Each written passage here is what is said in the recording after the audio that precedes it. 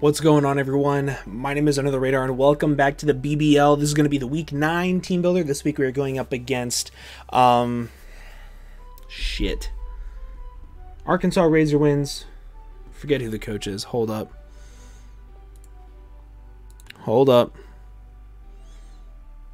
JB Westside? JB Westside and the Arkansas Razor. Sorry guys, been a long day. It's currently my birthday. Super excited. I'm glad to be recording this on my birthday, but it needs to go up today, so I need to get it out quickly. But guys, so this game is actually really important. I feel like I'm having a bunch of super important games this week because wait, I didn't mean to show that. Because for APA, I'm having a really important game. For this week in BBL, it's really important. But either way, I need to get this game as a big dub. If I can get a big dub, I lock playoffs, which is really crucial because I came in with such a shit record and differential whenever I took over the team. So, as you can see, his team is very threatening. Luckily, it's very top heavy with Palkia, Celesteela, Mega Beedrill, Terrakion, things like that. Very top heavy, which is pretty important that I noticed whenever I was going into team building. So let's just go ahead and hop into the team builder. This is what I want to be on my main win con: Calm Mind, Moonlight, Photon Geyser, Heat Wave, Necrozma. Very standard. The reason why I want this to be my win con is because I can set up on literally everything on his entire team that is not named Palkia or Banded Mamoswine.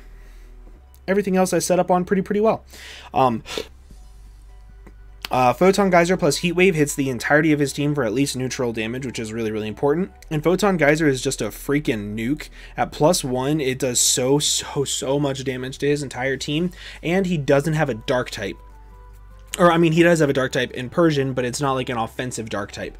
So I don't have to worry about, like, wasting a turn of hitting Photon Geyser against him. So, and realistically, I don't even expect a lull in Persian because I do have this bad boy right here, Mega Lucario. This Mega Lucario is meant mainly to threaten out his entire draft. With Adamant Nature, Bullet Plunge, and Vacuum Wave, I OHKO. Things like Terrakion, if it has a -1 in defense, even if it doesn't, it takes like 3 Stealth Rock hits, it's dead, or like any chip damage at all, it's dead. Beedrill after Stealth Rocks, it's dead. Mamoswine, it's dead. Alolan Persian, it dies to Vacuum Wave with this investment if he's like, has like not max HP. And then, of course, just Meteor Mash plus Close Combat does so much damage versus literally everything else on his entire team that this is such a good breaker versus him that I love it.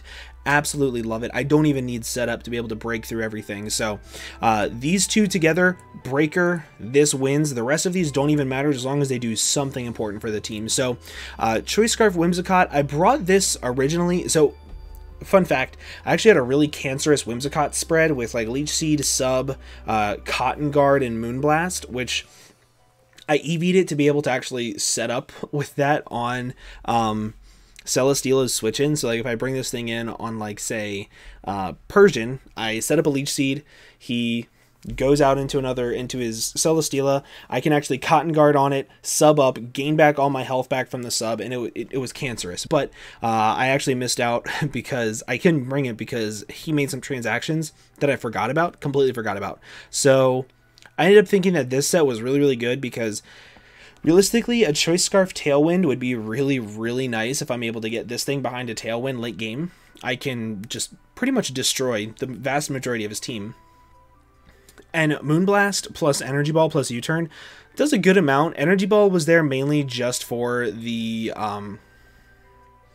Mamoswine. Everything else, it's just Moonblast. I could have ran Psychic and just relied on Moonblast for that, but Psychic is really only for Beedrill, but it's not that big of a deal. This thing is mainly just going to be there as a check to like Banded Terrakion. So that's mainly what this is for. So then we also have Light Clay, Alola Ninetales. This thing is there because Aurora Veil, if I'm able to get up Aurora Veil, this thing always sets up on literally everything. And I wanted to bring this thing mainly because Freeze Dry to Palkia does a metric shit ton of damage, which is really crucial. And then Blizzard is just a pretty spammable move versus him. It baits in his Celesteela every single time, and this Celesteela is one of the main things that this can set up on because Heavy Slam isn't doing anything. If I get up a Calm Mind, Flamethrowers or Air Slashes aren't doing much. So this thing is really good at baiting in the main setup fodder for this. So that was the hope. Spadef P2. I've brought it pretty much every single week to stop the Ubers. Really no difference. The only difference with this week is that I'm bringing Sub because Palkia does have pressure. So if he brings Palkia in on this thing, I can trace the pressure, and then I can stall him out of Spatial Rends, Hydro Pumps, Thunderbolts, things like that, and I can just recover up and force him to not be able to damage the rest of my team after that. So that was the hope. And Tri-Attack plus Discharge deals with literally everything on his entire team. So I really, really liked the way that this was set up. And then I wanted to check to Beedrill plus Terrakion. This is just that blanket check, and I also wanted to make sure that it was not setup fodder for Celesteela, so I put Roar on there, but it's my designated rocker. Rocks are super, super important to whittle down Mega Beedrill. Pretty self-explanatory. This team is very, very basic, very, very standard. I feel as though it was just the best I could do versus him. I also built the team like 3 hours before we played because I missed out on his transactions, so I had to completely change everything around and miss out on a bunch of the heat that I wanted to bring. So, but that is the team, guys. I hope you guys are excited to watch the video tomorrow. If you are, make sure to leave a like down below for me. When you guys are seeing this, I'm pretty sure it's my birthday, so I'm really excited for that. But guys, with that, I'm going to go ahead and get on out of here. Thank you all so much for watching, and I hope to see you all in the next video. Bye-bye.